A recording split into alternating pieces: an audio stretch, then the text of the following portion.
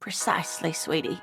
Revachol is what's called a zone of control, led by an alliance of foreign powers. We have almost no government of our own, sadly. That's too pinball for me. I just like to get autopsies right on the first try. Where were we? And then, boss, use us to cover it up? I mean, that's just fucked up. That's not special at all. Of course it blends in. Most insects do. You don't even have to be a stick insect for that. Cryobacter catlensis. The movie stars are still smiling from the walls. But there's something strange about the passenger seat. The radio transmitter sits on the center console, and the pull-out toolbox lies hidden under the driver's seat. Some tools lie scattered near the pedals. Wires going into water.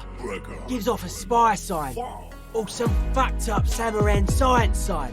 You know, the kind that goes head first into the supernatural.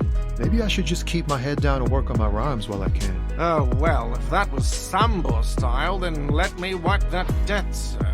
It would be the diligent thing to do. Until then, personally, I'm going with the roof version. It fits the hidden path through the whirling. A simple hypothesis. If she used us, then that's a serious violation of the Hardy Code, boss. Of course we have. Funny. That doesn't ring any bells, Harry. So he did what a man must. He became a counterweight of iron. Through scarcity, assizes, discipline, and respectful distance every father should have for his son. Good thing you're a goddamn ox, son. An ox that fights bears. Haven't you heard? I am a nether creature of the Forbidden Swamp. One of those who pushed the king under a shit wagon and betrayed the revolution. What's a book know about real pleasure? What's better than feeling your mesolimbic pathway flood your mind crevices with pure dopamine? He really takes great pride in being in Everart's good graces.